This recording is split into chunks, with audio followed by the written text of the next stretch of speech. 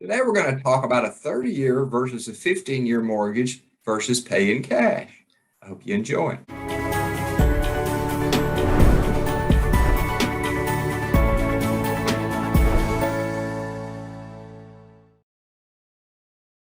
There's a lot of confusion out there about if I'm going to set up a mortgage or I'm going to buy a house, what's the best way to do it? And one of the primary questions we have to ask is, what are we trying to accomplish? Now, oftentimes what we'll hear is, well, the 30-year mortgage is the worst mortgage that you can have simply because you got to consider all the interest that's being paid. But that's not the complete story.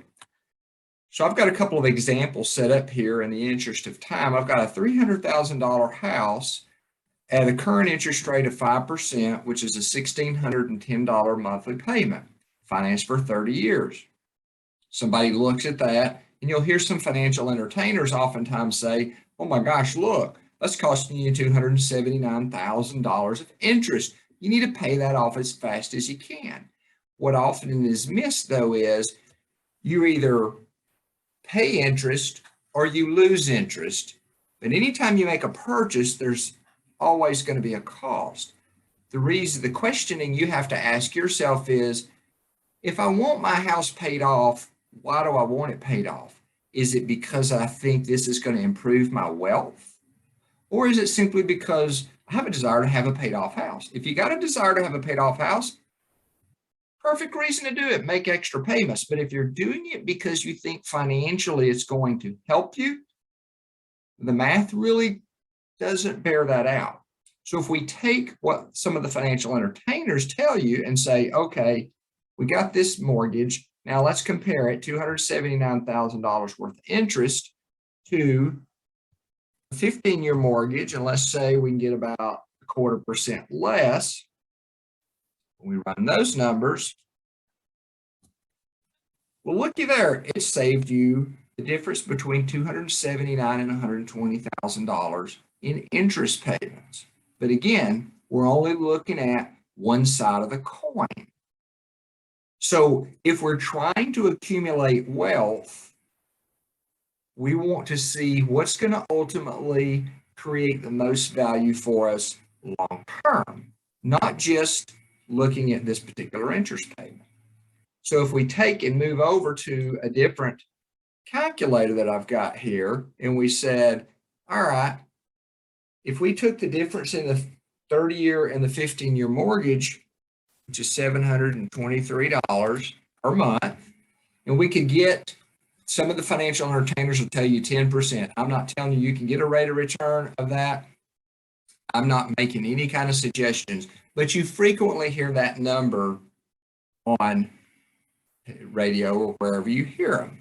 Well, if we took that difference and we got that elusive return that they talk about, at the end of 30 years, we would have $1.6 million in some account somewhere that we can now use to do whatever we want.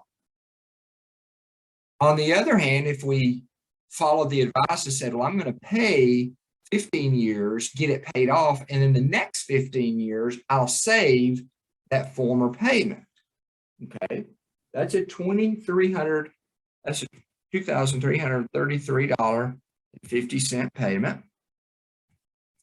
So in that scenario, I only get it for 15 years, so 180 months.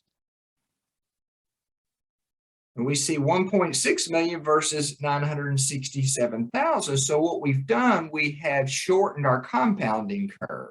And that's the piece that never gets discussed. What if we could pay cash for that house? So what if we actually had the money sitting in a bank? Because if a 15 is better than a 30, then paying cash would be better than anything, right? Well, what if we had $300,000 sitting in cash that we could pay? And let's have that same time period. In this case, we'll have 30 years go by.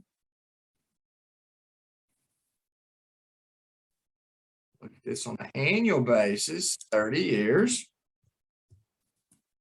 If we had cash and we said, well, let's pay it off so we can save that $279,000 of interest, we'd have paid on a 30-year mortgage. We gave up $5.2 million of potential wealth if we were able to get that rate of return.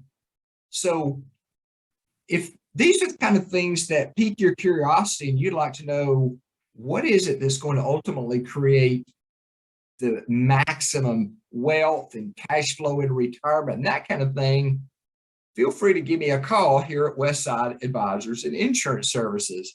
Man, I hope you have a great week.